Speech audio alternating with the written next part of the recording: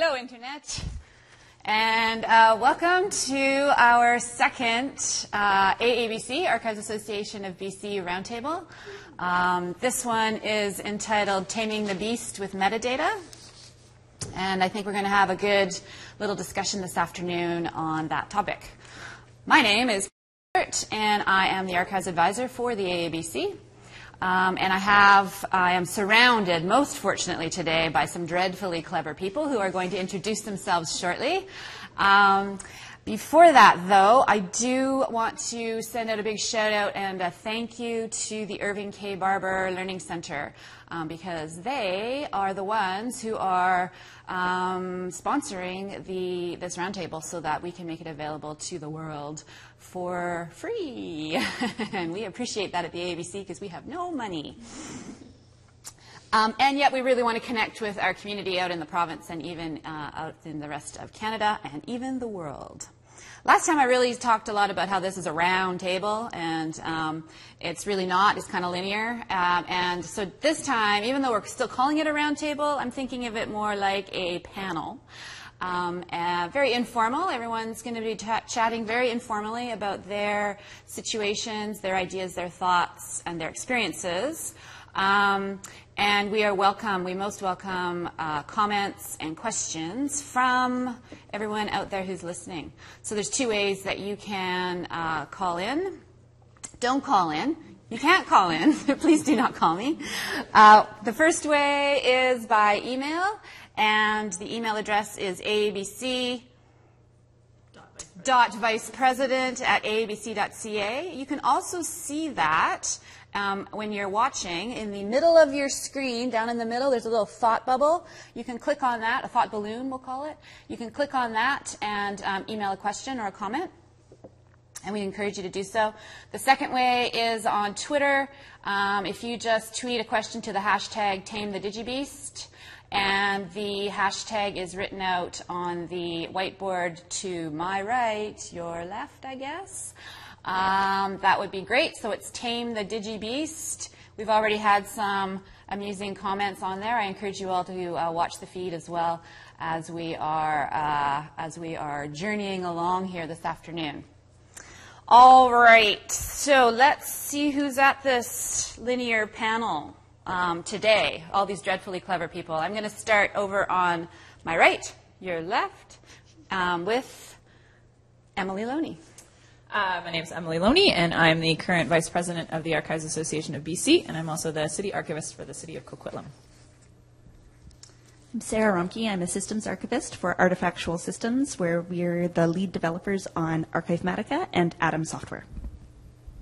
And I'm Courtney Muma. I'm also with Artifactual Systems, and I'm in charge of the U.S. and International Community Development.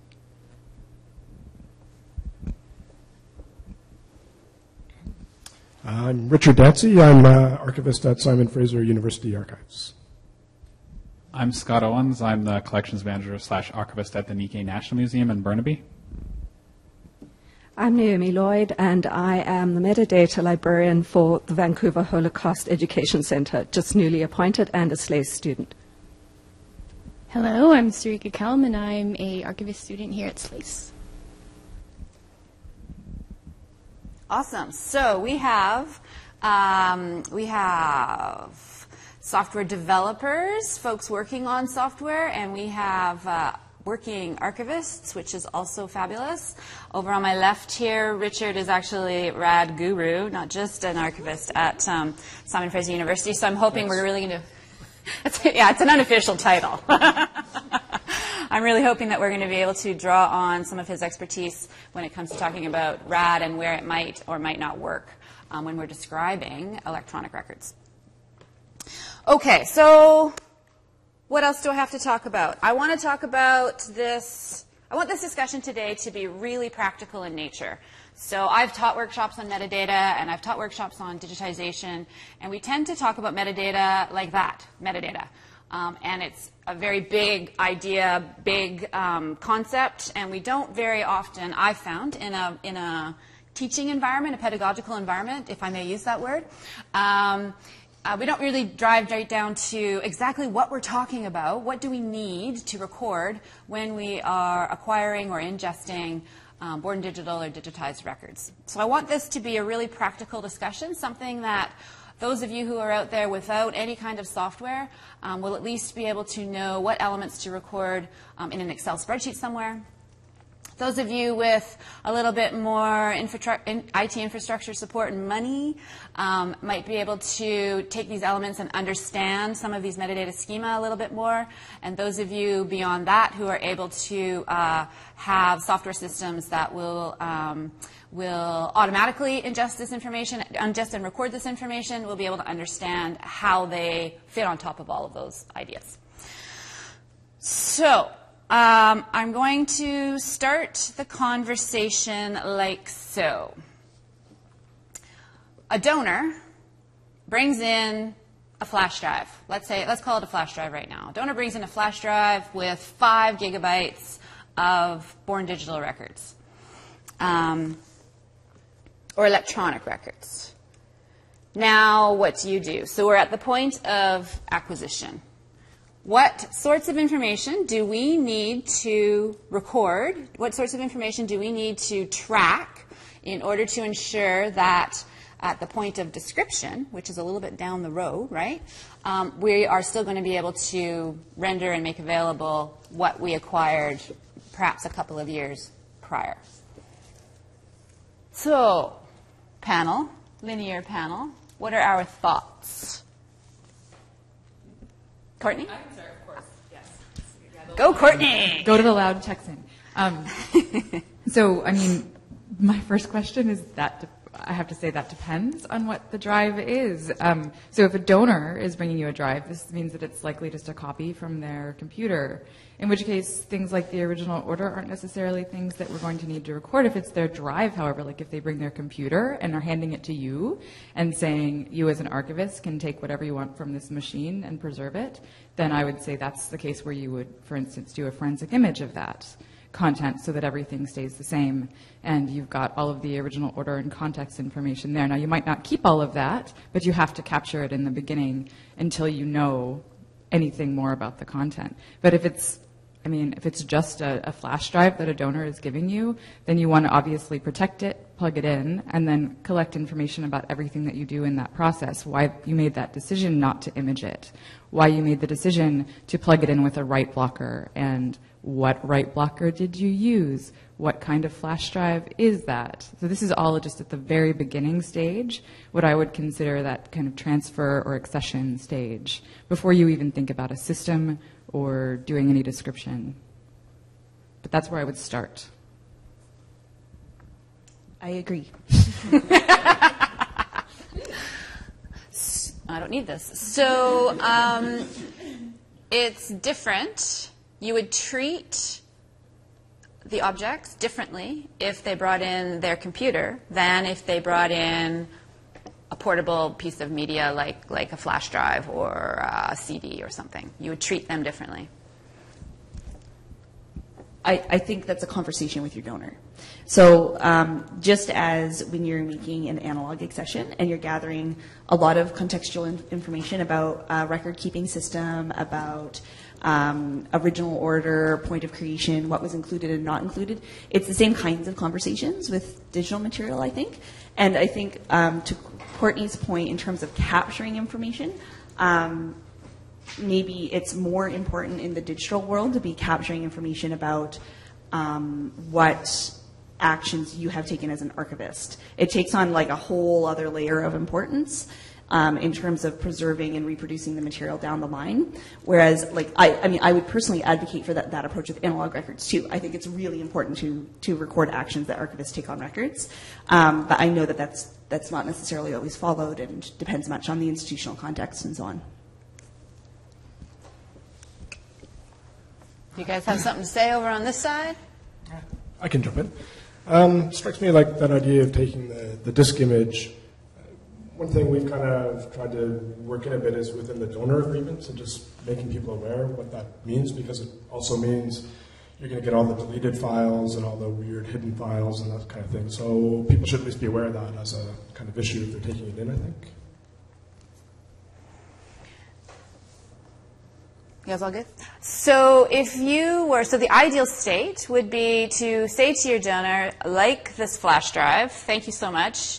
Is this a copy from your hard drive, your computer at home? Can we then take your computer and image it, your computer directly? That's the first sort of step. And then record, am I right? Well, I think, like Sarah was saying, I think that you have to have a much more comprehensive donor agreement in the cases of digital materials because the stakes are higher. I would also agree with Sarah that I would like to see that in analog as well, but with digital materials, you want to capture as much information as you can from the donor if that donor still exists. So what formats do you know of? What digital object formats are contained here? How did they get their names? Did you name them? Did you have a process? Do you have a naming structure that you follow? And am I going to see that across other materials when these accrue over time? So it's really as much as possible how they treated the materials, what was their originating environment. So if it is, again, on that flash drive, what computer did they copy that from? And is that their work computer? And did they copy everything, or did they only choose specific folders to copy over to us?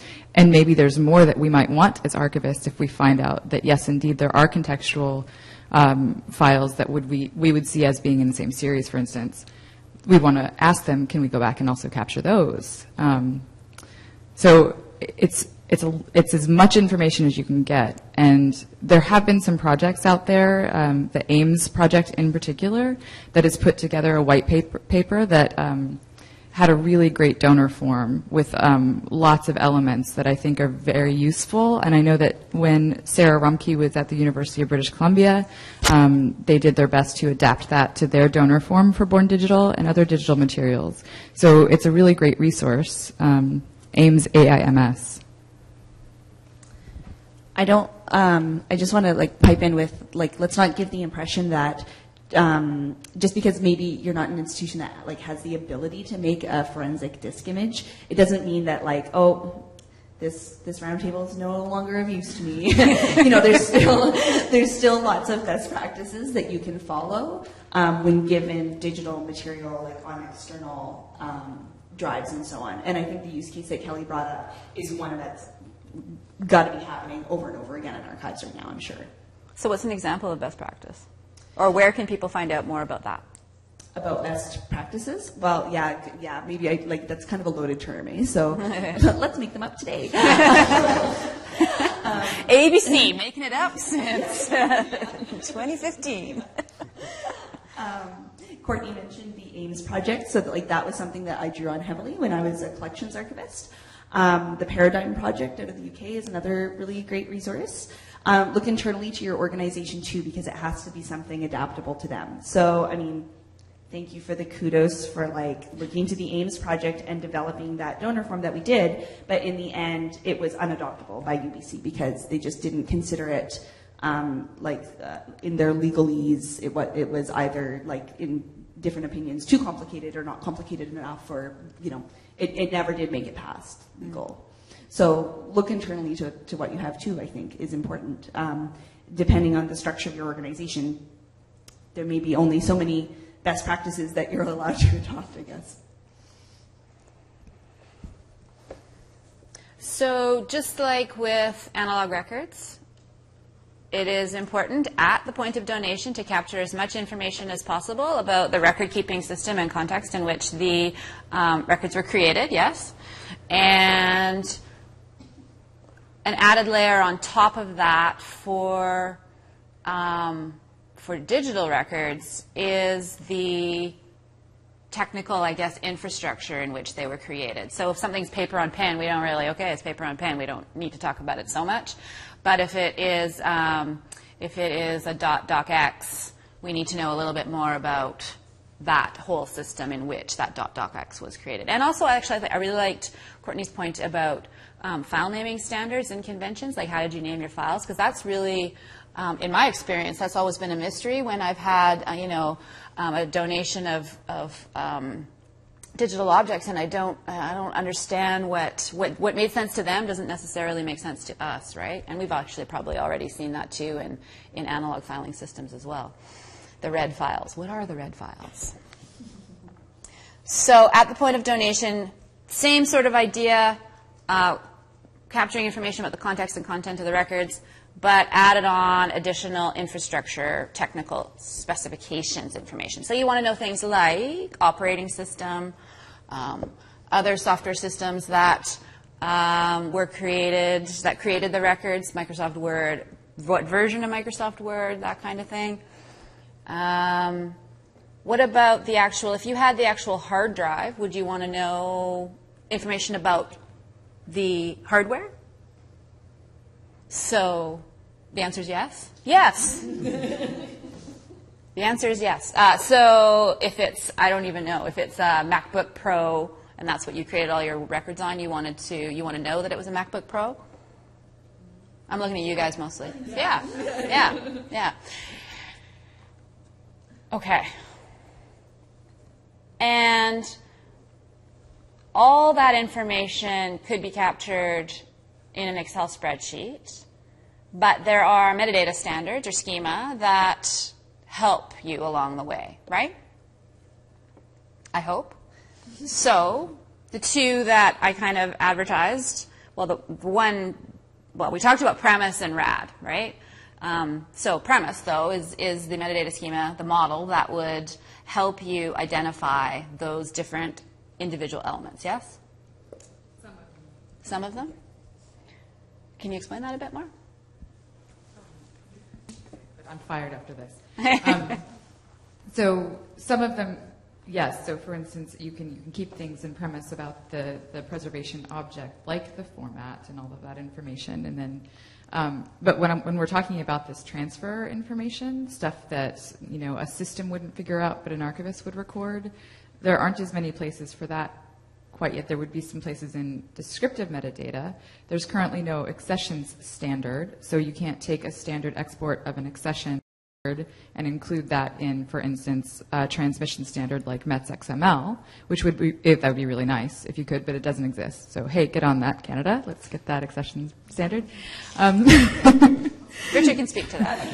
And then there's something, if we're talking digital forensics, there is something called DFXML, Digital Forensics XML, and the Bit Curator project, which is digital forensics for archivists, uses DFXML, and that captures a lot of information about the originating hardware, the person who did the imaging or the copying or whatever, and so you get a lot more rich metadata about that process information from that, and then you can embed that in a transmission standard. Premise is more oriented towards the package or the object or the bit level itself, not so much on all of those environmental. Right. Now there is a premise environment thing that's coming around right now, but it hasn't really gotten as far as, well, not far enough to really discuss, I don't think yet. But it's something out there that could cover some of this stuff, and maybe like you could parse something like DFXML into it, but it doesn't really exist yet. So it's those things, again, it's those things that happen during that accessioning period that you're not really going to be able to capture in any existing standard, unless I'm wrong, which I could be. I think where premise shines is maybe more to do with rights, and maybe that's a discussion for later in the, I don't want to get us off topic. Well, rights is it's the best point in time to sort of figure rights management out is at the point of donation, of course. And events, so the things that you're doing to the materials. I mean, premise is really good at events. So what it does is it tracks what you as an archivist do while you're processing the materials, right, which is very important with digital. Right. I think, Naomi, hang on a second. I think Richard's going to talk a little bit because I know that the accessions peoples met. The peoples about the accessioning met. You can just talk straight into the mic. Someone couldn't hear you before. Oh, okay. So I can talk a bit about, there's a kind of initiative going on through the CCA, Canadian Council of Archives, looking into developing an accession standard for, just an accession standard. So it's a small group, working group. Raymond Frogner from the, I guess we can't call them provincial archives anymore, but the Royal BC Museum, but he's on the archive side, is sort of leading that. Where we're kind of at now is just, I mean, what we're kind of aiming for is just to come up with a list of elements in the first place. What are the key data elements you need for accession? You know, we kind of started by getting a bunch of examples and then just going through and trying to figure out, okay, what are the core elements that everybody is using or needs to use. I have to say, so far the focus has probably been kind of analog, but we've got the digital in the back of our minds. So that's going to be kind of crucial, I think. And where I think we're hoping to get is in time for the ACA conference in June, would be to have some kind of first draft, even if it's just a list of, okay, here's the elements we think are key, and what do people think about that, and where do we go? So that's kind of where that's at. Yeah, we're still, you know, I wouldn't say it's nearly done. So. Great, thank you. I think Naomi. And so the answer is Canada's on it. Good job, Canada. Oh, wait, no, good on you. Sorry. Oh, good on you. Way to get her done. So I'm going to keep bringing the discussion back to the single sort of archivist in a small archives or museum or library.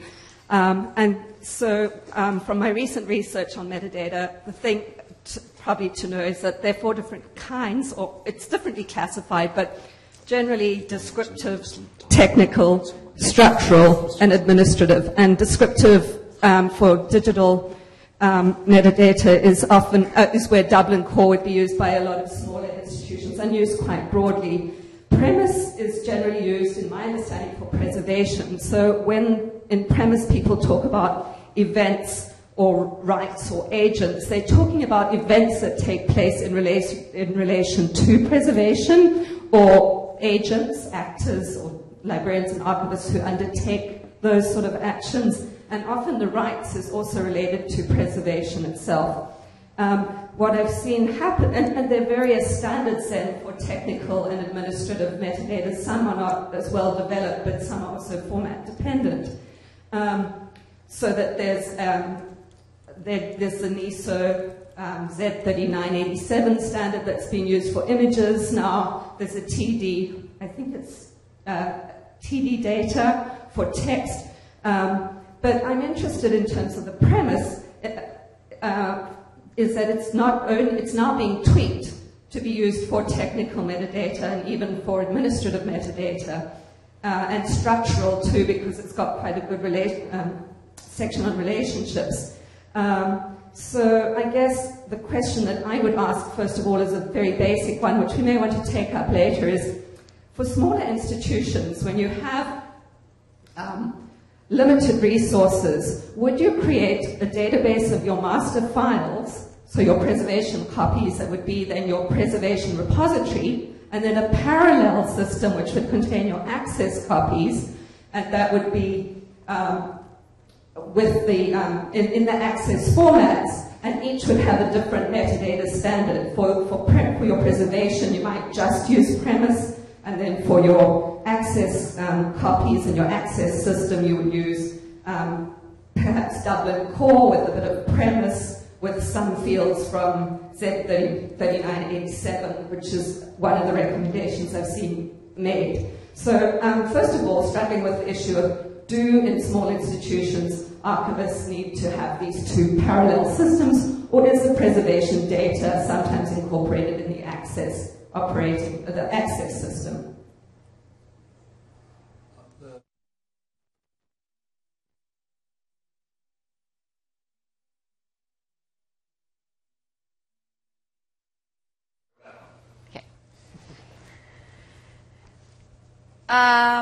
Do you guys want to answer that question?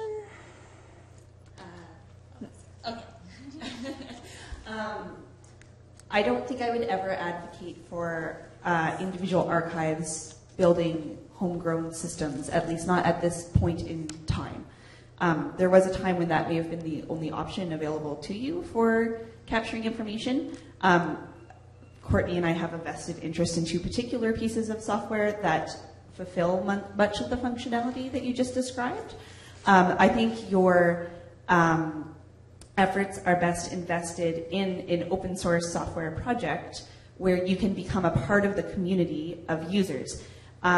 there's sometimes a perception that you can't participate in open source software unless you're like writing code and sending code off to be incorporated into the software. It's not at all true.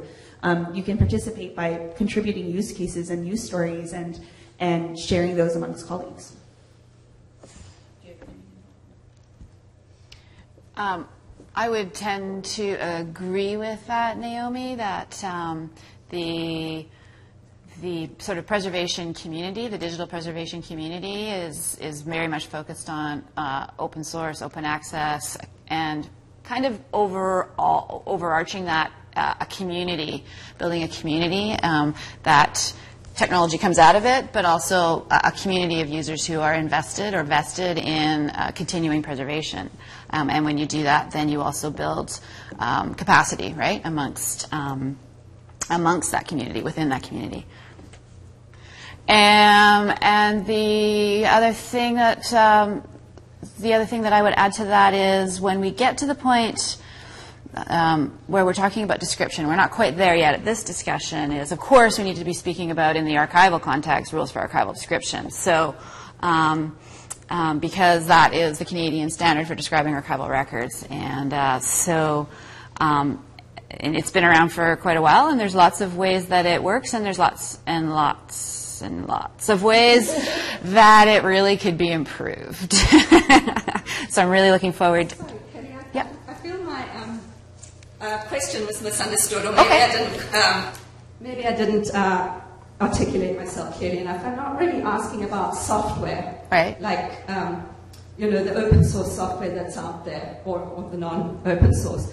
I'm asking whether they're two different servers, hardware, which have two different kinds of software installed on them, one which is for preservation and one which is for access and for the ongoing interaction with the public's interaction with your collection, with the access copies. So I'm asking whether you have two parallel systems running that reflect the two different functions. So at the most basic level, do your TIFF files reside on the same server and access through the same software as your JPEGs and your GIF files, for example? Do you have any thoughts on that? Scott, you're from a smaller institution. Yeah, so I guess I maybe, and I'd be interested to hear the response from the other side of the room. Oh, the other side of the room! Because I've worked in a lot of small institutions. So I was the media archivist at the Western Front for a long time, and right now I'm at the Nikkei National Museum. And both of these institutions really have very, very, very little money to invest in software, to invest in IT infrastructure, even not just money, but also time in terms of dealing with digital material.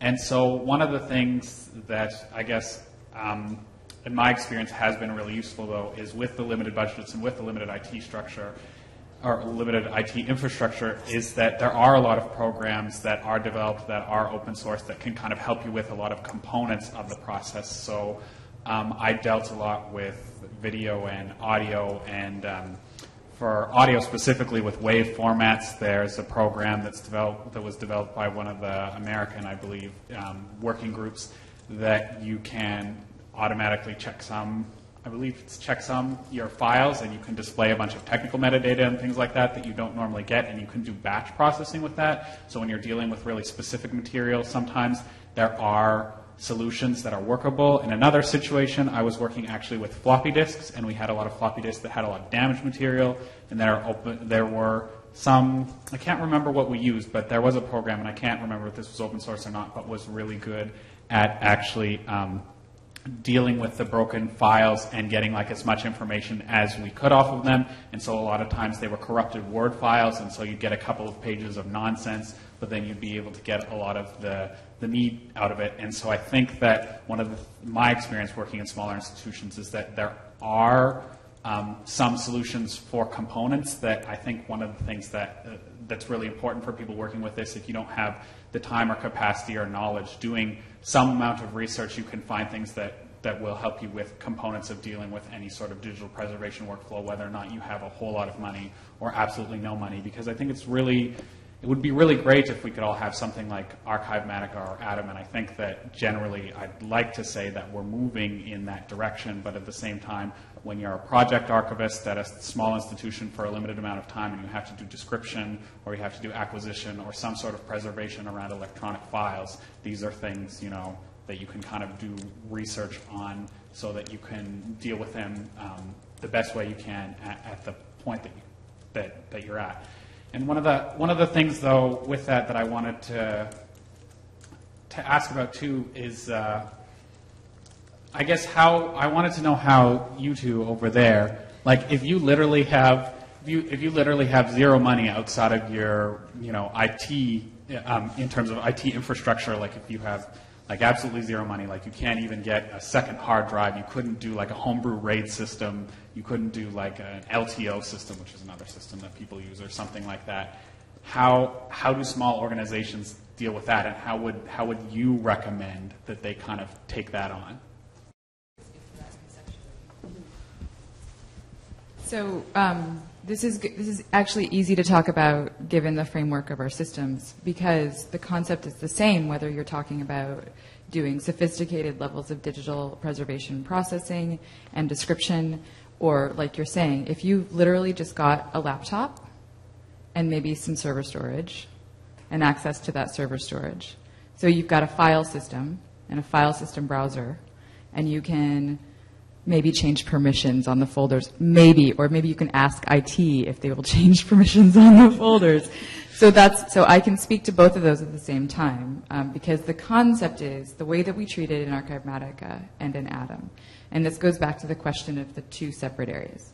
The way we treat those archival packages, AIPs, for those of you who are familiar with that term from OAIS, we treat the archival digital preservation packages, that is the originals, and then any preservation copies that we've made, so preservation masters, and then any metadata and contextual info, anything that we need to keep that material authentic over time as archives. So we treat that differently from how we might treat the access copies, the DIP, the dissemination copies. So in the sophisticated case, where you're using your preservation system and you're sending your archival packages to a very secure storage, you'll run integrity checks at given times over time to check all that storage and make sure that they have authenticity over time and that they're sound. But you can think of them in the same way as you would think of them on a file server in your file browser. You can still do those kind of checks over time. Think of them like, that's your vault. So you've assigned this location and you have a certain set of permissions in your file browser, and that's your vault. And in that vault you have Hollinger boxes that are these packages of digital materials. And those Hollinger boxes are treated just like Hollinger boxes in analog materials. So you just treat that differently from how you would treat your access copies, whereas so in sophisticated system, again, we would send those access copies along with identical metadata about those access copies, so we understand from what preservation materials they were derived. Keep that together in your access system. It needs fewer resources. It needs less security, and you can do that in your file browser too. You can keep a separate area with your access copies and make sure that there's some linking identifier. So in your Excel spreadsheet, you have something that has the identifier of your preservation packages matched up along with the identifier of your access copies. So it's really like, whether you're using a sophisticated system or whether you're using just basic, what you described, I'm going back again just to the idea of keeping them separate and thinking of them to the best of your ability, like you would think of just analog materials and putting things in a vault and Hollinger boxes. And maybe the one big difference is that maybe you don't have readily available access copies all the time with your analog materials, and sometimes in digital you want to have those ahead of time, so you want to have JPEGs already. You don't want to always have to go back to your preserved materials and make new JPEGs, right? That's a little bit different because you give Hollinger boxes to your researchers and then they can make copies or not, depending on the permissions. That was a really long way of answering that, I think, and I hope it wasn't a too long way of answering that, but do you want to add to that, Sarah? I think that's great, Courtney. Like, that was a great way to match it up. Right? We're all trying to understand this digital environment in the way that we so well understand the analog environment. And thank you for keeping our feet firmly on the ground, Naomi. That's great. Oh, Richard wants to step in. Well, one thing that strikes me too that a small institution could do is maybe, like, a key thing is to have a plan for every file format that's coming in that, you know, basically says, okay, here's our when we're getting images in, we're going to save it as TIFF, preservation copy, JPEG as access. And I think, that's something that there are these file plans around. I know, like Kelly, for example, has done one at SFU, a file format registry. Yeah. So I think that's a kind of key starting point that you can find those examples. Artifact will have one on their website. I think LAC, I saw something recently I guess it's that idea, if you can identify the file formats that are coming in, then you've got a plan for what you're going to do with them. And in those terms of having those two separate systems for access and preservation.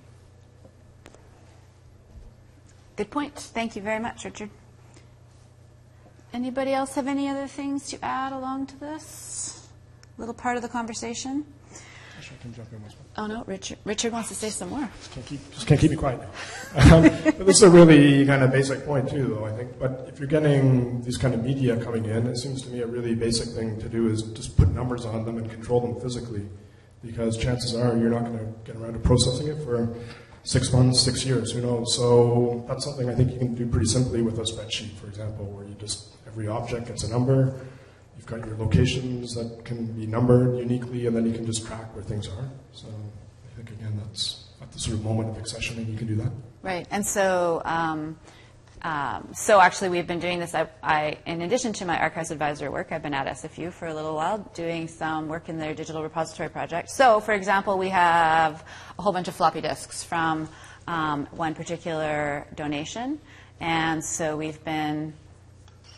we started out to talk about how we were going to manage the information on the disk. And we realized, and I think this is actually important, that we realized really quickly that we've never done this before. So what we need to do is what we need to do first. Let's do what we need to do first, and then worry about the next steps after that. And I think that's really what kind of paralyzes people sometimes when we're talking about digital preservation is especially archivists, because we're so focused on the preservation part, and we just don't get how this is going to last forever, right? So start at the beginning, do what you need to do first, and then worry about the next stage after that. So for us, the first stage was number the floppy disks. And the second stage is create an image through BitCurator, in this case, of the floppy disks. Now we have that, and then we can move on to the next steps when we're ready.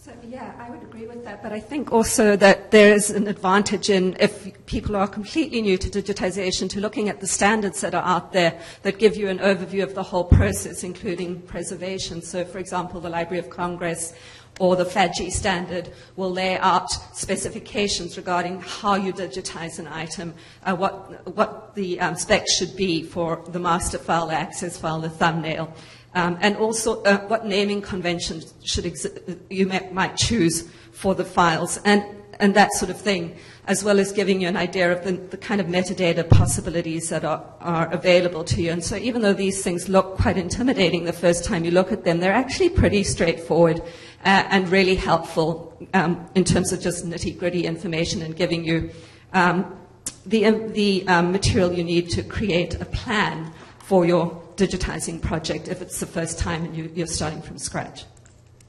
I also just wanted to add to that, the ALA, I think it was last year or the year before that, they did, it's really short and it's really easy to read, a minimum capture digitization requirements that goes over a lot of things that are helpful for digitization, but that are also nice in terms of conceptualizing the way that digital material works as well. And so if you just search ALA minimum capture digitization requirements, it will come up in Google as probably one of the first results. Cool. Thanks, Scott. Also, a glass of wine helps when you're reading some of those things. Glass of wine, FADG goes together. Yes. Something that just occurred to me just with the last couple of mentions of digitization projects. I think digitization projects are a great place for your institution to start a digital preservation plan.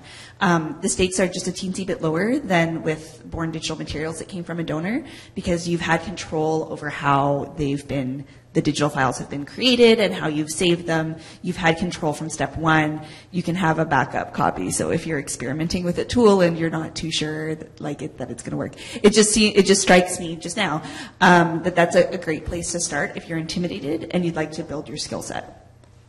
Great point, Sarah. Thank you. Okay, so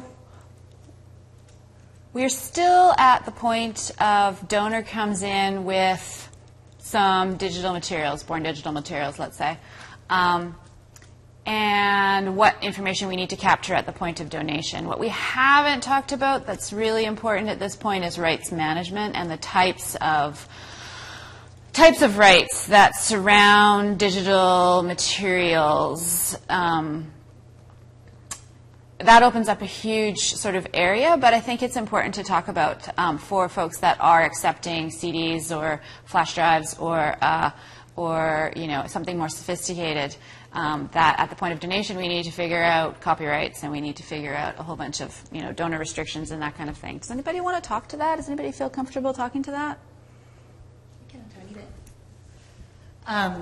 When Kelly said that she wanted to talk about premise and RAD, I immediately thought that there was a point that I wanted to make about premise, that I think premise, which is a metadata standard for capturing information about digital preservation actions, as we've discussed, it's also very useful for rights management. So I think that if you're not sure what kinds of rights information you need to capture from your donors, I think actually starting with the premise standard, and that's not to say that every time you receive a donation, you're necessarily going to need every single available premise field or basis. Premise is built on the concept of a basis. So is your basis copyright law, or is it a license, or is it, we have also a concept of donor, which I don't think is quite accepted into premise just yet, but I think it's a useful thing to talk about. So I think that that's a good place to start, for you to start to think about what kinds of questions should I be asking my donors. So you may have a concept when you tell the donor, we're going to preserve this. They may have a totally different concept of what that means. So what does that mean in terms of migrating it to new formats over time? What does it mean in terms of providing access in maybe a different format?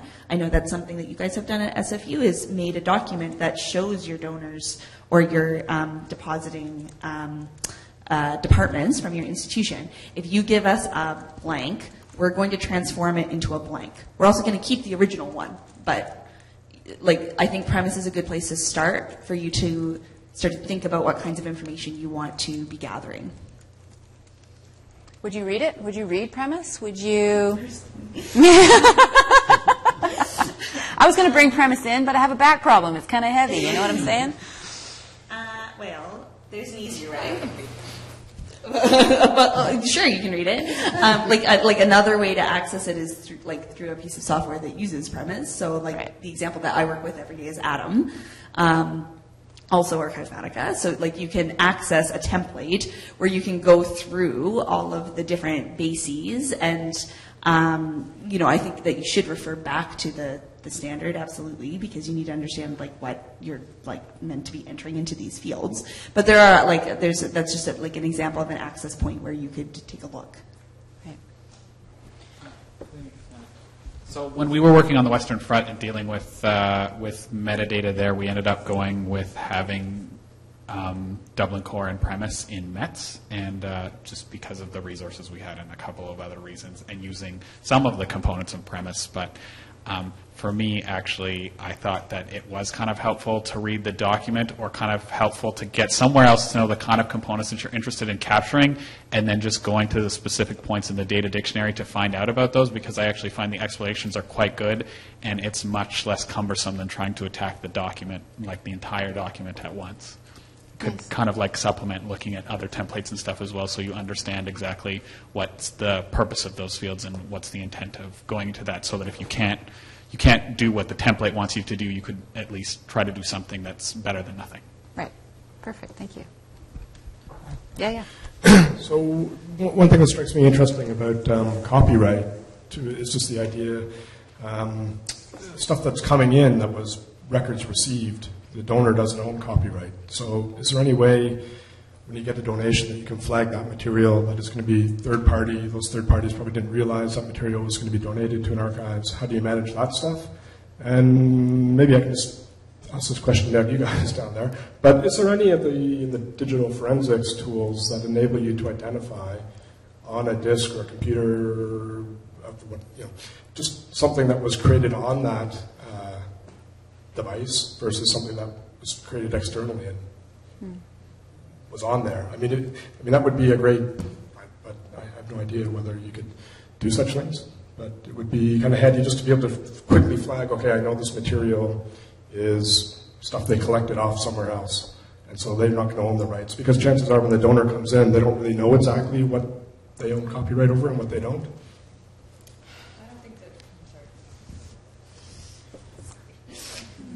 I don't know, and I'm not a digital forensics expert, but from what I do know, and from what I know of the Bit Curator project and the tools that they're using, there's nothing yet that sophisticated. However, if we as archivists could could determine some set of values that might help indicate materials have originated from a copyrighted source or a source outside of that system. So, maybe do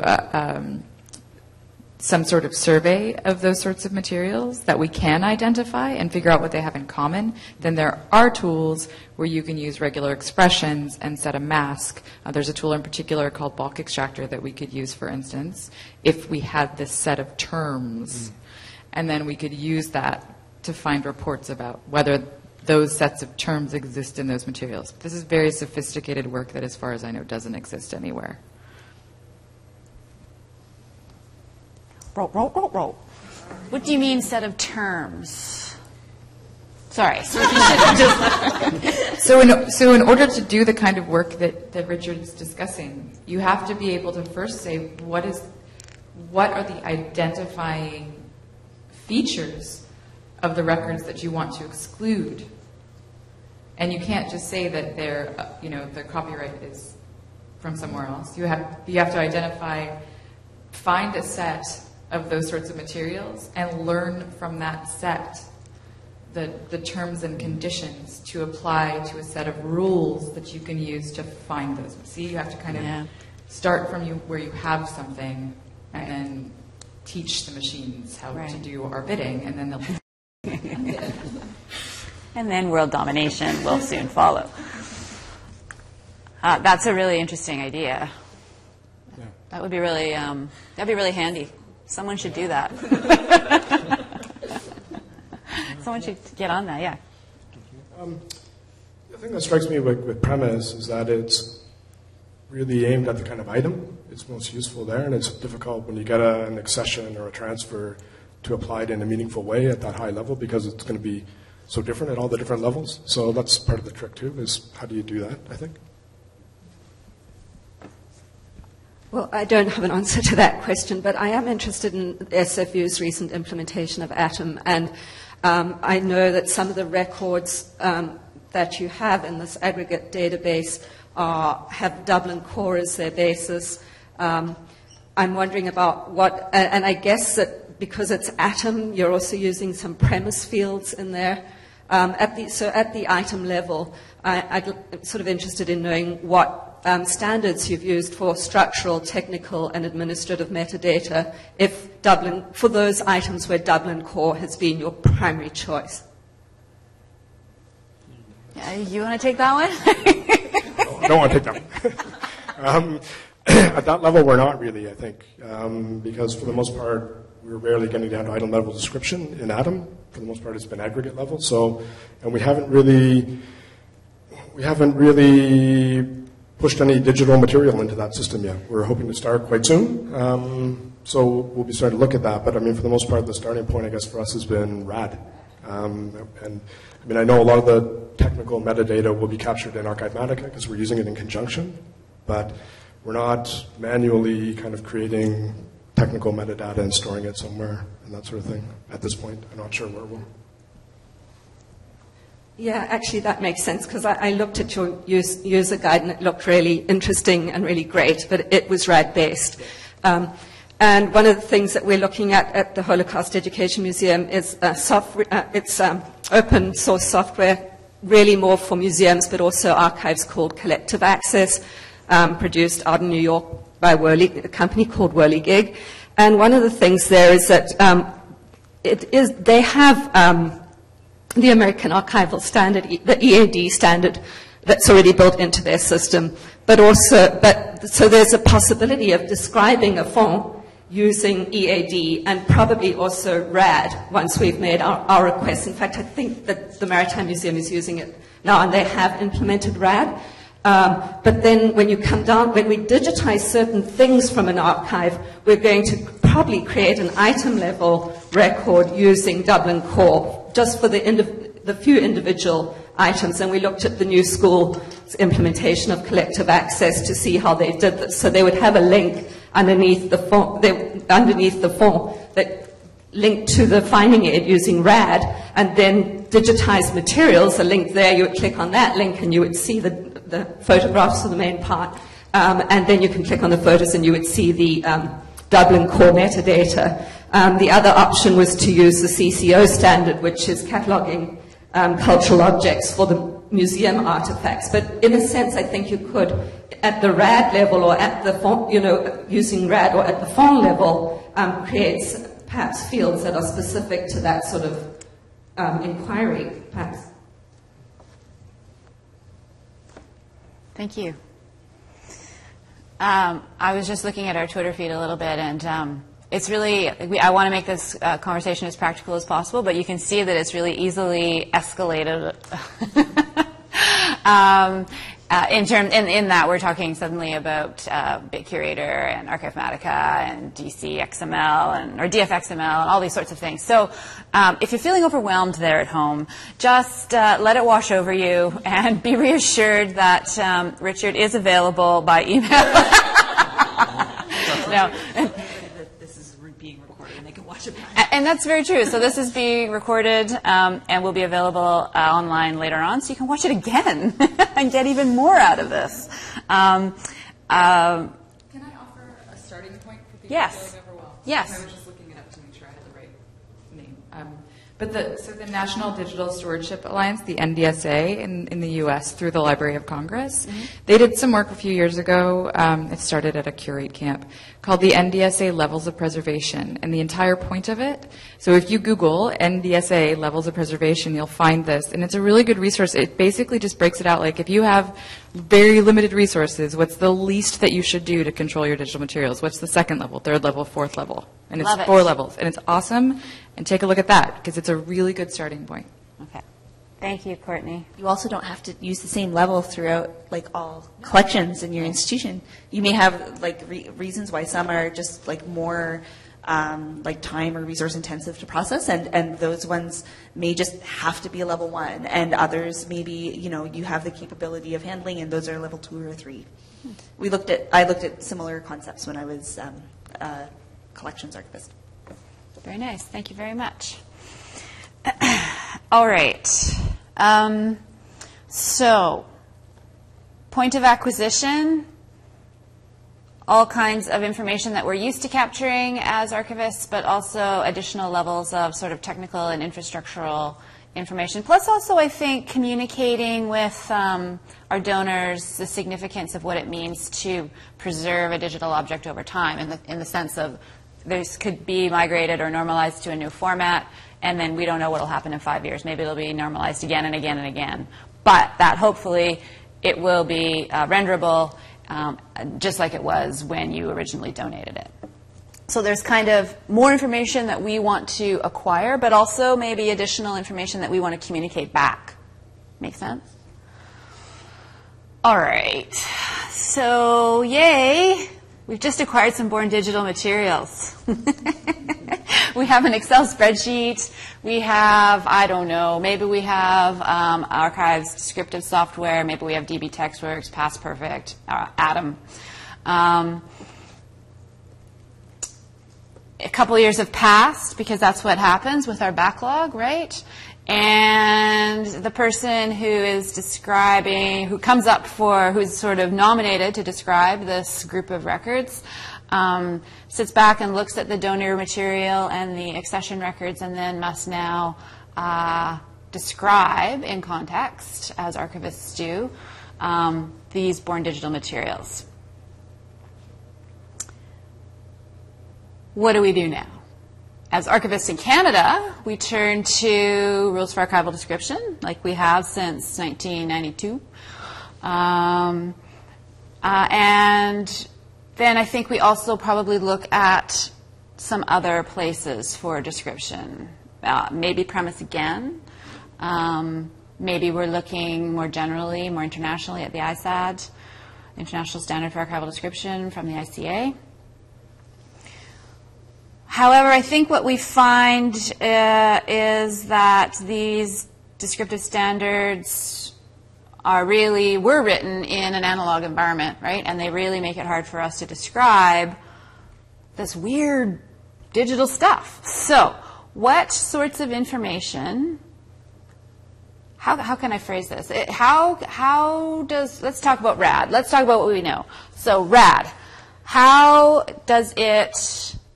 Right now, if we wanted to describe, say, a font of digital material, how does it work? Right, Richard? You describe it. I think at the aggregate levels, it still works pretty well. Right. It's more the difficulties when you're starting to get down to almost physical description and item level. That's where it gets really problematic. So like in the case we've been talking about where the donors brought in a flash drive, I can see at the accession level you're going to say, okay, one flash drive, 50 or 5 gigabytes or whatever. But when you're describing, presumably you're describing the content, the records that are on that. And in RAD, it seems to me there's not really always a distinction between, are you describing the intellectual item versus are you describing the carrier versus are you describing the container when it comes to the digital material. So it wouldn't be a particularly great description if you just said there's 5 gigabytes of photographs on that flash drive. Or maybe it would be enough because someone would come in and browse them. But on the other hand, if you wanted to actually put those images in your system, then you're going to have to have item level descriptions of some sort. And then I think you get into the other issue of, those objects could exist in multiple versions that you've created. So are you describing the original format? It was a PNG, but now the one that people are looking at is a JPEG. Or are you going to tell people that you've actually got 3 or 4 versions that you've made, that here's what the original was, here's what the access copy is, here's what the preservation copy is, and how would we do that in RAD? I'm not sure at this point. Exactly. So right now with RAD, we have Area 5, which is the physical description. So that is the main place that we capture all the physical characteristics of the record that we're describing, the aggregate level, or at the more specific levels, the item level. And if we go back to our donor conversation, the information we recorded with the donor, we also have all this additional contextual information around the creation of that one particular item, so that the importance of knowing it was a .docx, or the importance of knowing that it was created in Microsoft 6.0 in 1997. That doesn't make sense, but so what do I want to say? If we are looking at a finding aid as a user or as a manager of the archives of the future, what do we need to see in a database that will allow both the user and the archivist understand the description they have in front of them and be able to put their finger on it? Anyone? Am I talking into the void? Okay, let's do this a different way.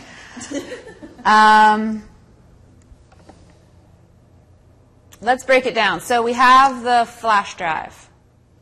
We have the flash drive.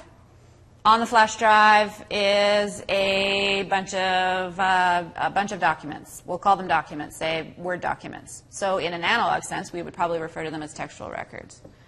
Right now, what is important about that? Is the flash drive important? Is the textual documents important? Is the digital extent important? What do you guys think? Is all of it important? I think you're getting these looks because it depends. Okay. Again, it just depends on what you're dealing with. What are the materials? If you're talking about archival materials, then probably, yeah, all of it's important. But does the user care? Probably not. But it's important to keep all that information because you have to keep the items authentic over time. That's our role as archivists. So I think that's the puzzled looks as well. You know, it depends. But probably all of it if you're talking like archival level digital preservation, which is, in my personal opinion, the ultimate. The ultimate. She just said Ultimate Archives Championships, for those who missed that into the mic. I think another reason for puzzle is, I don't know about others at the table, but I was personally trying to put myself in the shoes of the user. And I feel like they're going to users will tell us something like, I want to be able to keyword search it. and you know, that maybe sounds unacceptable to us as archivists. Maybe it's like part of something that your system can do anyway. So I'm trying to wrap my head around, like, what does a user want?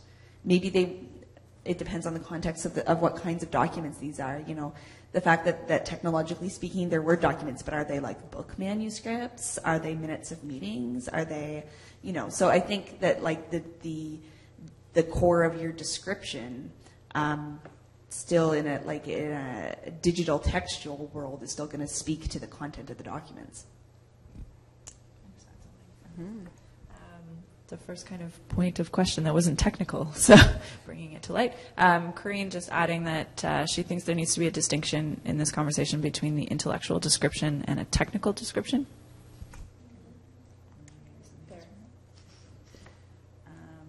Okay, and continuing on from Corinne, who just sent another question. So if you're looking at a finding aid, you want to see all the intellectual info that you expect from RAD, but also maybe what the original format is or was and what access formats exist, etc. So if we were to revise RAD, we would want to separate the intellectual characteristics of a document, a record, from the physical characteristics. Right? Yes? Does that make sense? Richard? Yeah, I think so. It seems to me one thing, like the great thing about RAD in some ways, I think, is that you have all that sort of item level physical description. We Lost lost the mic. the mic? Is mic gone? I've got another mic over there, so just hand it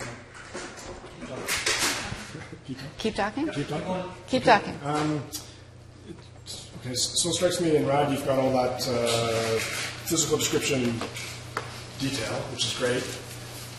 The trouble is it's almost pitched at too high a level in the sense that you don't just need categories for sound recordings, but categories for audio sound recordings, categories for reel-to-reel tapes, categories for for very specific formats. It'd be nice to have a kind of distinction between, okay, what are all the elements that belong at the RAD GMD for sound recording, and then what are the elements that are specific to a specific format within that? If we could maybe make that distinction. And then what are all because one is kind of intellectual and one is physical. So sound recording is intellectual, reel-to-reel, MP3 is physical. Kind of, I think so. So we could say sound recording. The user knows it's a sound recording. They understand it's sound, right? And then we can qualify it. We can qualify it with the specific type of sound recording. Yeah, and also the sound recording has the creator, it's got the scope and content, the date, all that stuff. It seems to me fits with the intellectual item, whereas the physical carrier, and that's what gets migrated over time to even the analog world, where it went from an original reel-to-reel to audio cassette to then an MP3 file or whatever have you. Mm-hmm. So being able to distinguish all those, and I think you could manage it better if we had that. Mm-hmm. I have a question from Twitter. A question from Melanie, who's letting it wash over her. Right on, girl. She had a random thought / question about how all of this would apply if deaccessioning became part of the equation. Whew. I think that there's a technical bit in deaccessioning in terms of like reassurance that it's actually deaccessioned. Like, so that's going to depend on your hardware and your systems and how you are preserving it. And you know, if it's external media that you're talking about and it's sitting around on floppy disks or CDs, like what does deaccessioning those look like practically? That's a really good question, Melanie. So lots of us have deaccessioning policies, but in the digital sort of context, we need to be really, really need to scrub our digital environments to make sure that everything has indeed been deaccessioned. That is food for thought. Maybe slightly similar but different thing is also when you acquire digital material, you know, are they keeping their own copy? Right? So you get into that whole issue too of whether, you know, the same digital material could be donated in 5 different places over 5 different times. In the university, we'll be getting transfers. You know, we're kind of should we be telling people to delete this once they've transferred it off their own system, so we're not getting it twice down the road? Mm-hmm. Mm-hmm. And have you decided? Are you? Don't know. Time will tell. I think yeah. I mean, it makes sense, Yeah, right? Yeah. Yeah. But people are going to be nervous about it. Yeah. So. Yeah. That seems like it might pose interesting issues when people are requesting sole copyright for things as well. Yes, copyright. I had a situation when I was a collections archivist here at UBC, and the donor of the materials, the way he kind of framed the donation, and I was actually happy to accept it in this way, was more that he was going to give us a copy. He was a photojournalist, so they were digital photographs. This is his livelihood. He still potentially is using these photographs, but in the meantime thought, hey, they could be accessed and could be like useful for people. I agreed. So like it was more of a license than an acquisition in a way, you know. So like, you know, I wouldn't have asked him to delete the files, obviously, because I knew that that was the intention. And I documented that acquisition as such. It hasn't been described yet, but it's like in the accession file, I hope. I should check on that. But just another model to think about. Mm-hmm. So really recognizing that you can't control it, really. So licensing it is the best way to kind of frame it for your institution. In that case, yeah. Sorry, were you? Sure, yeah, I think with the acquisitions from the private side, I don't think we would tell people you have to delete this. Oh, like right, that. of course, but, yeah. But on the university side, maybe we might, because we're, it's our institutional records in that case, but yeah. Sorry, I've heard archivists have this debate, even in the context of private records, and their concern is this concept of ownership that we've had embedded in ourselves, because when we take in physical records, we have to take a lot of physical responsibility for them. So I understand the need to own them, but also it's the don't try to donate it to me twice argument is another valid point to think about. Mm-hmm. And if there's a tax receipt, right? That really could have implications. Yeah. Sorry. So when I had that acquisition of sorts appraised, I informed the appraiser. Mm-hmm. These were the terms under which it was accepted. So he understood that when he gave an appraisal of it. Mm-hmm. And the appraisal was based more on what are the potential uses that have been licensed to UBC, rather than you have physical and intellectual ownership over this stuff. Well, and I know when I worked in Westminster, I had a donor come in he was from England, and he had grown up in Canada his father was a minister or something like that, and he was in several churches around the time of the Second World War. So he was in several, father had several churches in several areas of BC and somewhere else, a few other places in Canada. Anyway, he was making kind of a tour of Canada, and he had a flash drive, and he was donating photographs from his childhood to these various places. And so it just makes you wonder about, are people donating, their same information over and over again to different, with the best of intentions, not with any kind of, bad intention. And does that water down our collections? Essentially, are we taking responsibility and trying to preserve something that a whole bunch of other people are trying to preserve as well? I don't even know how you manage that, except by things like Memory BC, like a database that has a conglomeration of descriptions from all over BC, right? Oh, a point. Sorry, Scott. Not really a point so much as the fact that at the Nikkei National Museum we have a huge problem with that because there are only a certain number of pre-war photographs that exist of Japanese Canadians, and ourselves, as well as the Japanese Canadian Cultural Centre in Toronto, have been preserving a lot of the photographs, and people usually donate copy prints. And so then we actually do run into that problem quite frequently in terms of physical material. And I think that it definitely could potentially be problematic in terms of digital material at some point in the future. I don't really have an answer. I'm just saying that, I think that can be a big issue. Thank you. So getting back to description, I think, and getting back to sort of managing the media that we have, because I always think of finding aids as for users, or any kind of description is for the user, but it's really also for the archivists as well. It's a management tool, essentially, right? And so in some ways, we are using one tool to service two different populations of people who have actually quite different needs. And I think this really comes out to play, and I really see this a lot actually with Atom, where you can drive straight to the item or straight to the file without looking at the bigger picture, and the user doesn't care. The user's happy for that, right? But as archivists, and Atom also does this well, is we can easily get back up to the font level and understand the whole finding aid in context. What's my point? Not sure. Oh, I know. It was getting back to the idea of managing the material we have.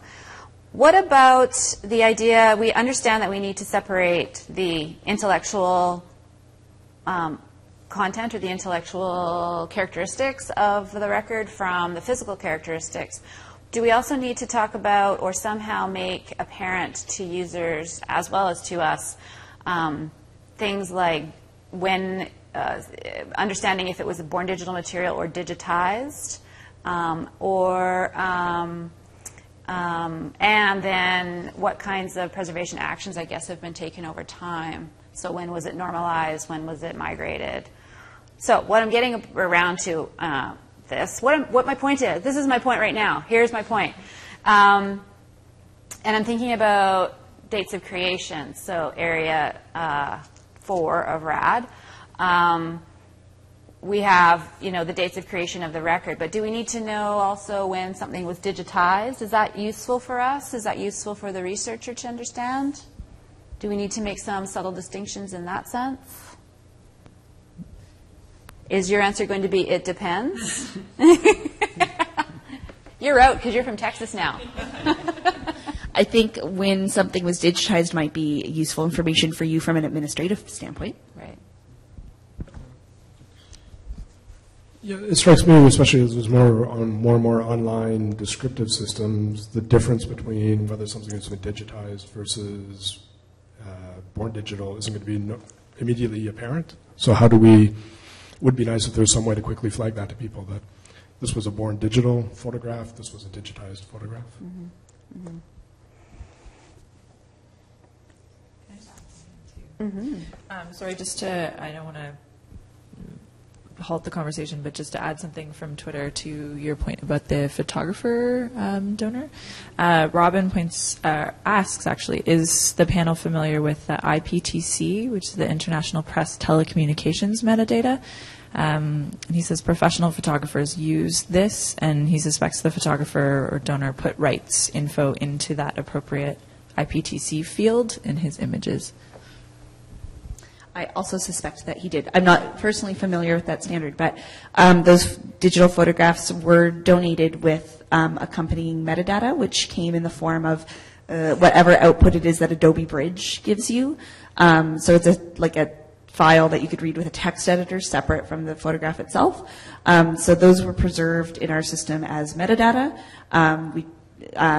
We currently, or at the time, had no way of like parsing that into something useful, but it was at least preserved and recognized as metadata, which was associated with the photographs. And then because you used Atom at, were you using Atom at the time at UBC? Yes. Did you somehow link the two is what I'm coming to? It was, sorry. Like SFU, we were using Archivematica in conjunction with Atom. So Archivematica was the piece of software that was taking care of the preservation information. So the access copies that went to Atom were linked through a unique identifier that linked the package of access copies to the package of preservation copies, the way that Courtney described earlier. Was it possible for the user to get, but the user couldn't make that link? Yeah, it would be nice if there was some way that you could actually, like you're saying, parse that information and include that in some ways with the description. Could you say a little bit more about which standards are supported by Atom and Archivematica? Sure. Yes, we can. Okay. Okay, so Archivematica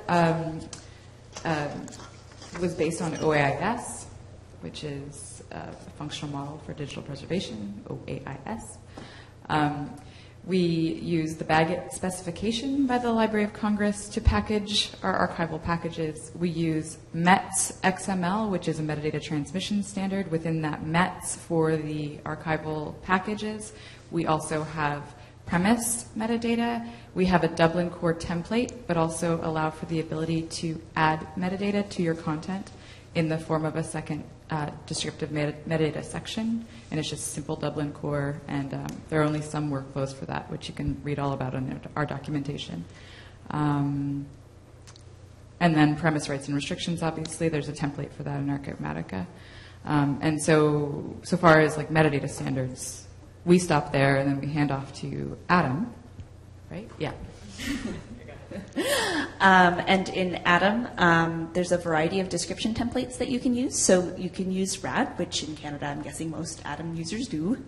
You can use ISADG. You can use DAX, the descriptive standard from the States. You can use Dublin Core, and you can use mods. So those are your description templates for archival descriptions. The International Council on Archives also has description standards for authority records and for describing archival institutions, and Atom implements those as well. That's ISAR, and the acronym is escaping me, but ISDIAH. Yes. ISDIAH.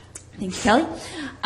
So those are the only known description standards for, or only existing description standards, I think, for describing people and organizations and families for authority records and for archival institutions. Atom is built beginning with description standards. So whereas some tools that are very popular in the States start with the concept of making an EAD record, Atom starts with the concept of being compliant with a standard, with a description, a content standard. So you can export any of these things as EAD. You can export archival descriptions as Dublin Core, but it's not necessarily, you don't have to think of it as a tool for creating EAD, I guess is what I'm saying. You can make use of that export functionality if it's useful to you, but if what you're concentrated on is the content standard, then you can just fill out templates without having to, write EAD. I just forgot numbers, and so I didn't want to say nothing, but OEIS is ISO 14721. Oh, and I forgot that Atom also implements premise standards as well.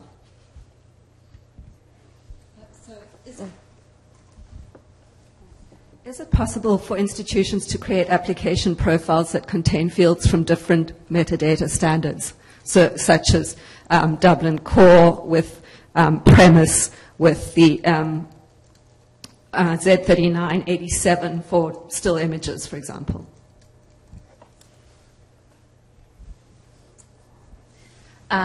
Yes, it is possible. It's particularly possible in the case of premise and something like Dublin Core or another description standard, because premise is describing actions and events and rights, and your content standard is your actual archival description. So creating a rights record for either an archival description, or you can also create a rights record for an accession record in Atom.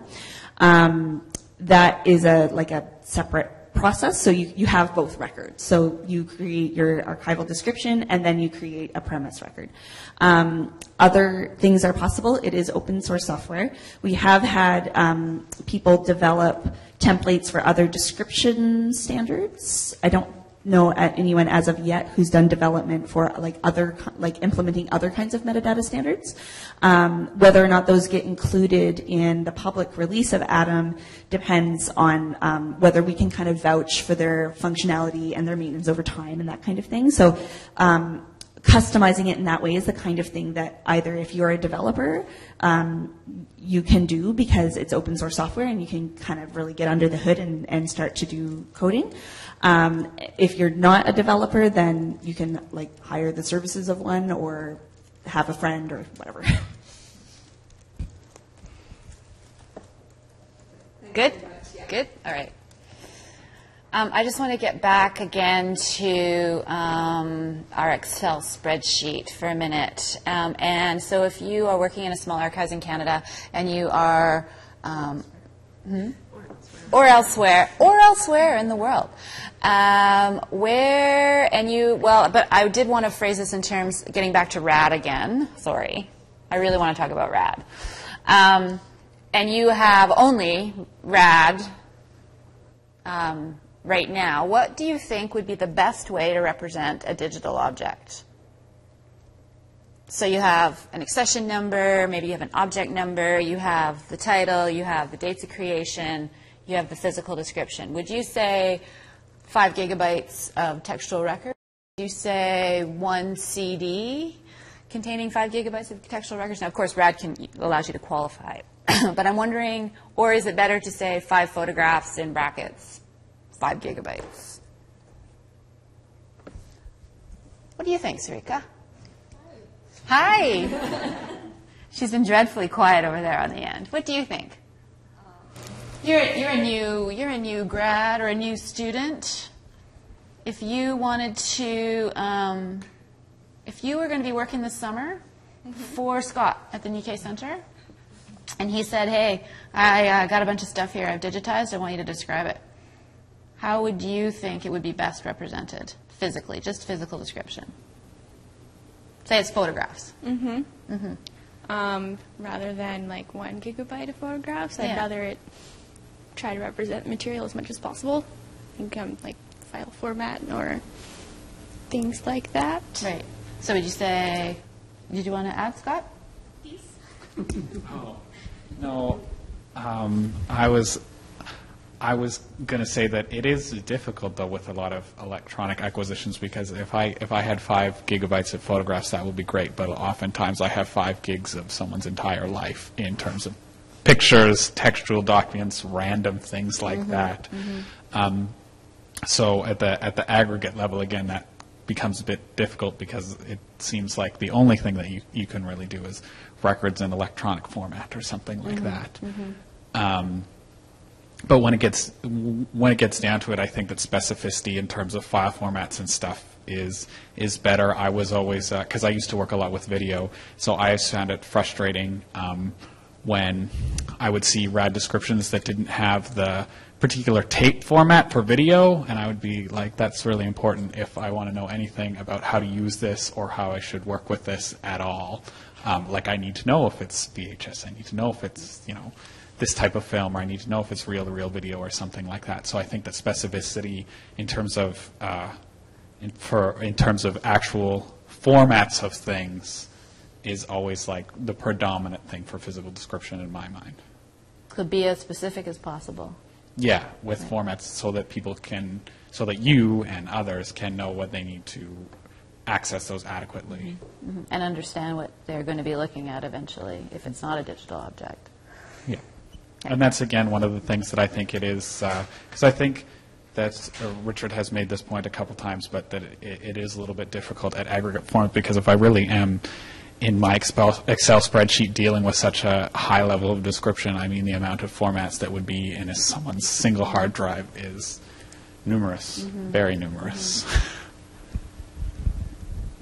And yet you need to really kind of capture that, right? Like, don't we need to capture all that information if we're going to I do think we manage need it? I do think we need to capture that, but it almost seems like something like that is almost, when you get into things, and this is going to be a little bit too conceptual or maybe a little bit less pragmatic, but I think that that's something that really needs to be done by a computer in terms of searching and figuring out what file formats you're using. And it is more confusing for some than others, because I know, again, I'm going to talk a little bit about video, but for video, a lot of things there are some formats where the video is encoded, the video has a container format, but then the encoding is different than that. So then just knowing the format isn't enough if you don't know how that's actually encoded, because then you won't be able to play it. Even if both files are .mov files, you still might not be able to play it if you don't have the right video codecs.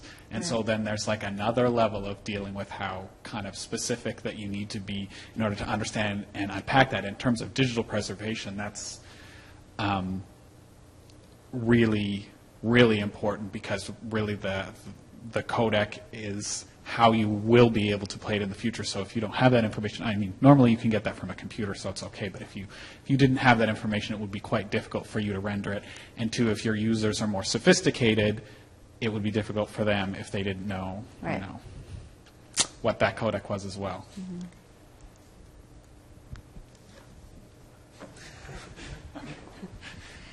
I think that I can't answer the question about the use of RAD and how you get to that level of specificity, but if you are dealing with items, there are programs, are there not, that will simply extract all the technical metadata and put them into the right fields, like I'm thinking of JHOVE and that sort of program, so that it's not necessarily a manual process where you have to go field by field extracting the relevant technical metadata. And I think that is also where premise comes into its own, in that it has, it has fields for the technical metadata, which you obviously need if you're going to be preserving the item.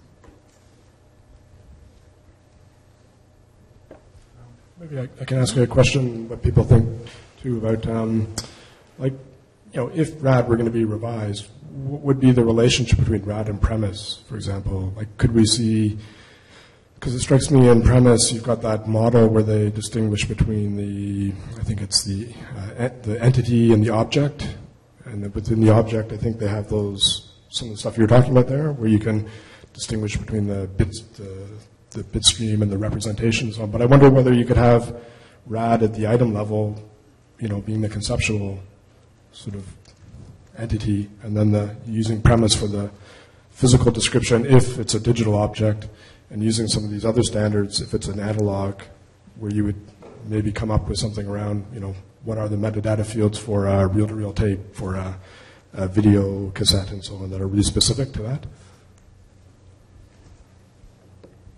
I think that's a really good idea.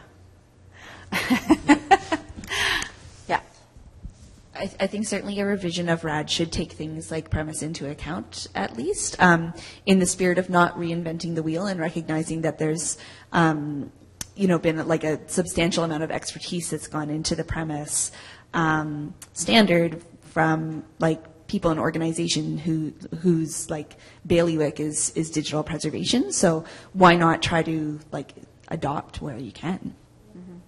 And not just sort of premise generally, but there's really specific schema that are specifically for videotape or for photographs.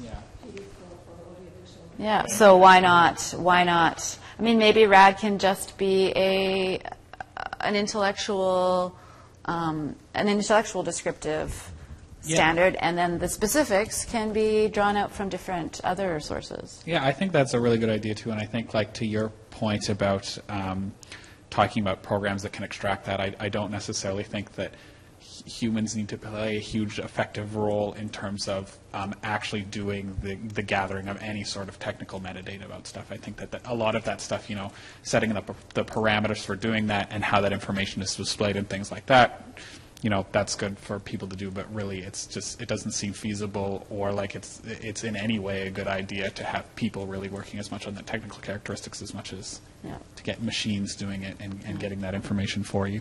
Yeah. Maybe since we're talking about RAD in this context, just another kind of initiative that's on the horizon from CCA's standpoint is the committee that was sort of responsible for RAD, the Canadian Committee on Archival Description, CCAD. It's been kind of dormant for a couple of years now, but there's the idea of getting it going again, specifically trying to focus on, in the fall, developing a kind of meeting of experts around around description. And specifically, can we, sort of asking a question, where should RAD be going? So these would all be the kind of questions I think would be going into there, right? And I think, sorry, for people who might be interested in getting involved in that, I think we missed the deadline for something around that, but Laura Wilson did send out an email a while ago to do with, it's never too late to do with that. So I'm not sure if it went through ACA or AABC, but there is the opportunity, I think, to get involved in that process as well. And it's just really starting. The planning is still at this point. So, thank you. Thanks, Richard. Shout out to CCA and CCAD. I wanted to ask, so RAD's okay, but it lets us down, I think, really, when it comes to physical description and digital objects in particular. Sarah, you mentioned METs and you mentioned mods. Can you talk a little bit about what those are, really briefly, but also how we can draw in some of those elements from METs, or how METs can be used in conjunction with premise, RAD, etc.? Sure. And mods, too. Okay, and also mods. So METs is like a container for conveying information that have come from other standards. So, for example, in Archivematica, when you perform digital preservation tasks, oftentimes what's happening is you're making premise in METs. So that is kind of the relationship between METs and other kinds of standards. Mm-hmm. There is also such a thing as mods and METs, which I confess is not in my area of expertise. So I'm just going to gloss over that one, if you don't mind. Yeah. Gloss away. Gloss away. Let it wash over you. Let it just wash it over me. But mods is more frequently used when describing as a content standard for digital materials, as I understand it. But I have no personal experience with it, I'm afraid. I don't know if anybody at the table does. Mods? No? Mods? At the object level, like at the item level, essentially. Mods is really for one digital object. Yeah. We did that at the Western. We did that. We looked at that stuff at the Western Front as well, because we kind of had video, and they were video artworks, and so we were dealing more, in a sense, with a collection. It was kind of like a little bit more in between. So I think that we didn't end up using that, but it does seem like it's really helpful just for objects more than aggregate levels. Yeah, my understanding is that it was sort of derived from MARC. It sort of used some of those fields and is most commonly used for bibliographic materials. But there's actually a really excellent series of workshops on at the Library of Congress website on metadata, where it covers all these metadata schema, where they came from, what their strong points are, where they're best used, that I found incredibly helpful. Awesome. Thank you. Is it from their digital preservation? Like if you go to digitalpreservation.gov, you'll probably find it off of there? All right. Courtney, darling, I wonder if you could talk a little bit about the OCLC And the finding aid, reuse, metadata. Oh, it hasn't really begun. Okay. It hasn't yet But I begun. can send a link out to Sure. the discussion. Okay. Yeah. All right. It's just started. Just started. Just started. Link coming out. Details to follow. Richard wants to talk about arrangement. Oi. Just because it's So, easy. just because it's so easy. Heck yeah. And we haven't talked about appraisal either. I hope you noticed how I I skipped right from donation to description. So what do you want to talk about with arrangement? Well, I just sometimes wonder, like, we're only just now starting to acquire digital materials, but it seems we don't have much experience with actually arranging them. And so I think the one time I've tried my hand at it, just instinctively went the same way I would arrange paper records. But I wonder whether that's, sometimes I don't know if that makes sense, like especially thinking about email or something like that, where, you know, you kind of assume, at least initially, that, oh, you know, somebody's going to sit there and go through one by one the way they would a file of paper correspondence, but they're probably not, right? So what is arrangement of an email,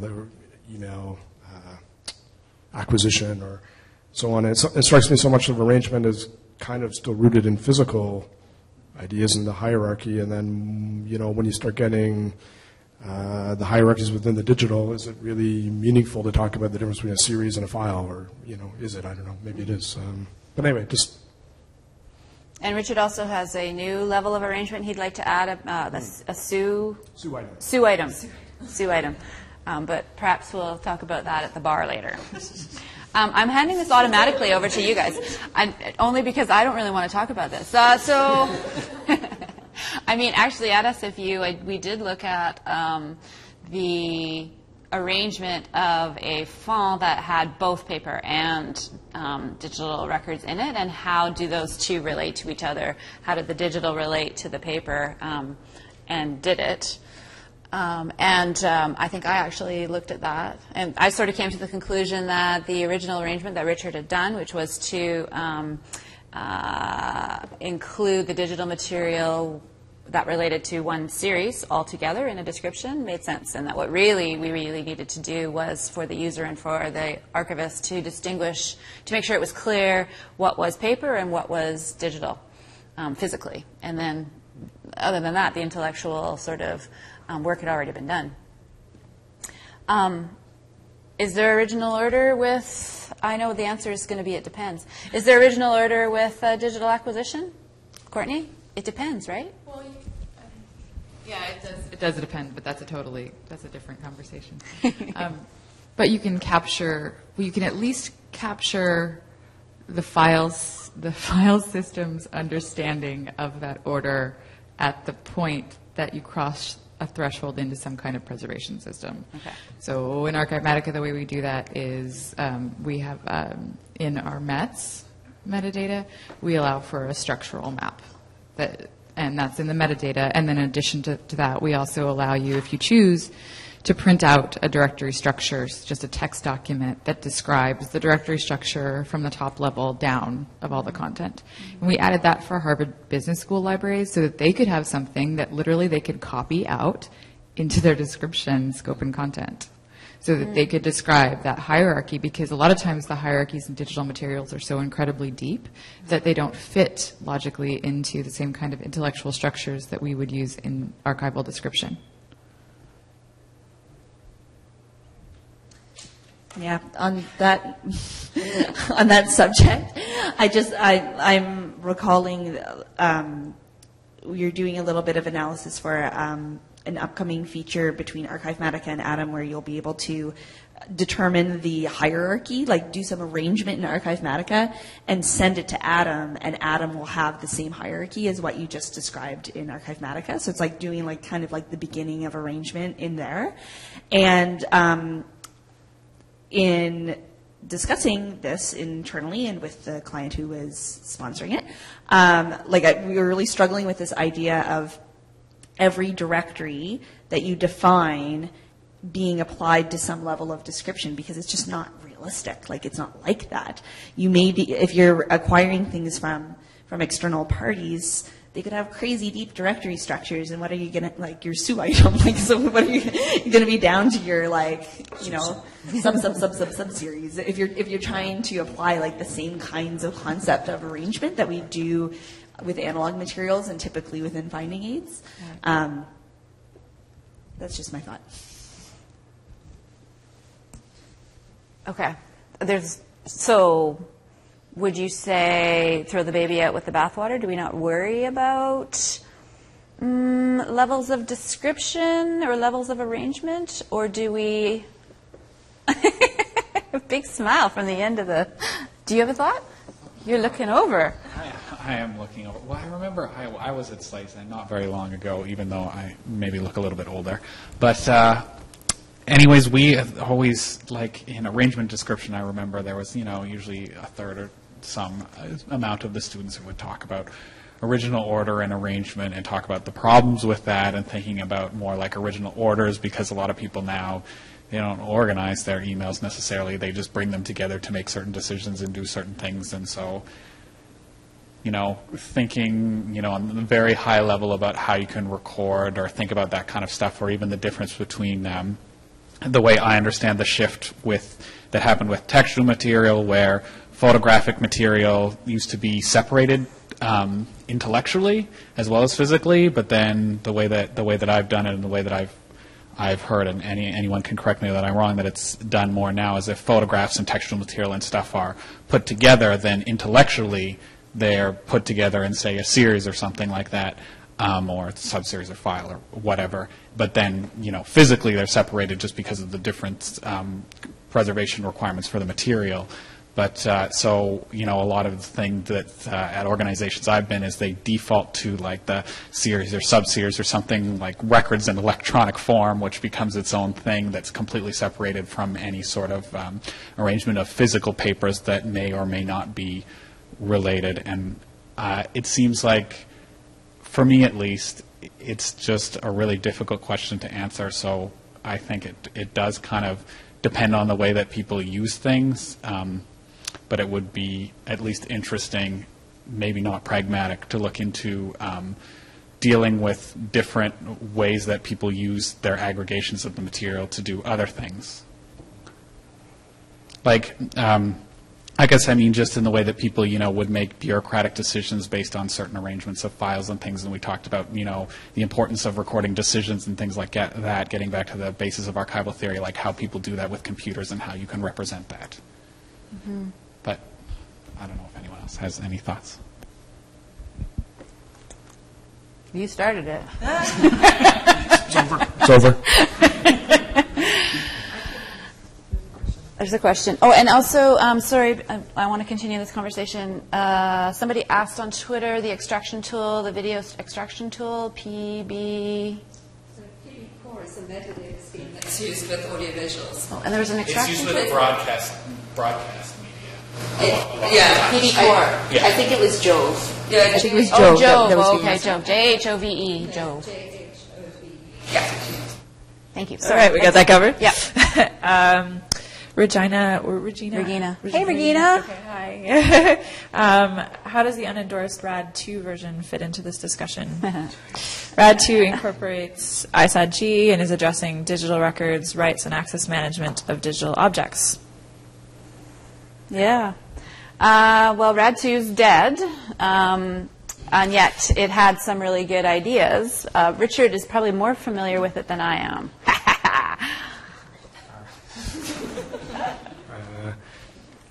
Yeah, I think maybe it's not dead, it's like a zombie or something like that. It's still there. It's the undead. The living. So I think if there is going to be any kind of revision of RAD, that would be the starting point, because I know a tremendous amount of work went into doing that, and I think the effort behind RAD 2 was to, it's similar to DAX, and it came out of that same process. So, yeah, it would be crazy not to take that as a starting point, I think. Yeah. And DAX had things, RAD 2 had things like it qualified different types of dates. Mm-hmm. So it wasn't just dates of creation. There were 4 or 5 different types of dates of creation, and same with physical description. There was a bit... Yeah, so I think the big difference too between RAD 2 and RAD was it wasn't organized by media chapter. It was organized by areas of description, and within each one, and then identified the elements very similar to YSIG and DAX, and then within each of those put media-specific rules to the elements. So I think it was a bit easier to use that way because you're not flipping around all the time.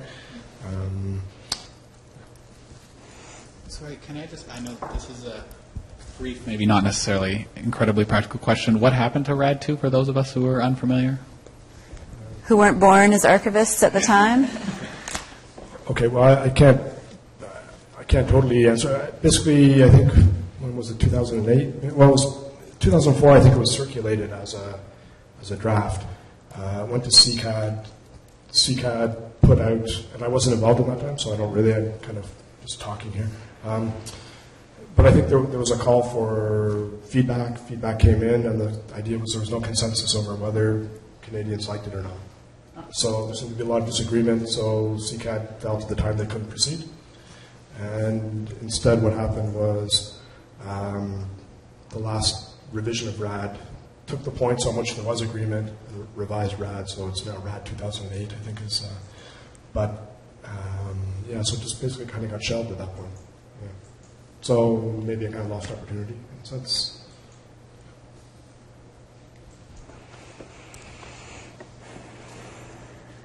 All right, how are we doing here? Whew. I think it's almost time to wrap up. I'm going to wrap up with 2 questions I want to ask the linear panel. One, getting back to our flash drive, do we keep the flash drive?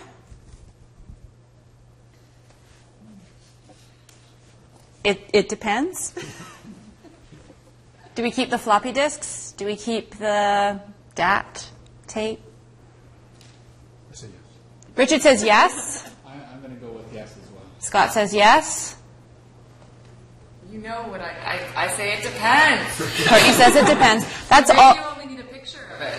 Maybe you only need a picture of it. Okay. Or Okay. maybe you need a picture of all angles of it. Okay. Is it my ACA Foundation flash drive that says this is not an archive on it? That one's in my bag. That's in my bag right now. I asked that because I know that's a super concrete question and somewhat facetious, but yet we come back to that physical, right? And who knows what could happen when it gets into a system? Who knows? Will we have to return to it in the future? For me, my instinct would be to keep it as well. That's why I want to keep all those floppy disks we have at SFU. But maybe a picture's good enough. I don't know. Also, Courtney's "it depends." I just have to say that that is always my first sentence when someone has asked me a question as the archives advisor. Well, it depends. So it's okay. It's okay. It's what we're all about as archivists. Everything is contextual, right? Everything is all in context. So it has to all depend. Always. You have something. I just wanted to voice a couple of reasons that shouldn't be your reasons for keeping the hardware. For reasons like someday somebody will want to know what a floppy disk looked like. Right. That's well documented elsewhere. Sometimes we have this instinct of it's an artifact. I don't think about the artifact. Think about your digital preservation goals, right. and think about how saving the physical thing might help those over time. Don't think about the thing itself, unless it's an ACA Foundation. This is not an archive.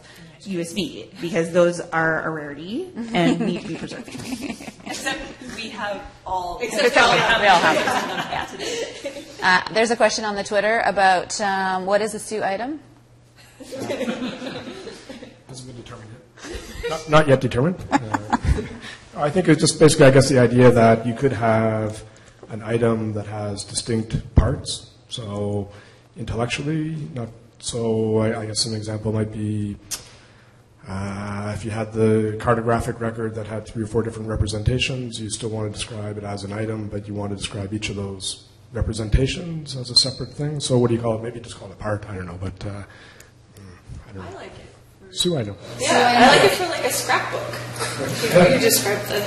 Well, and also, yeah, it seems to me when you digitize too, if you digitize a 3-dimensional object and you take multiple photographs of it as a way.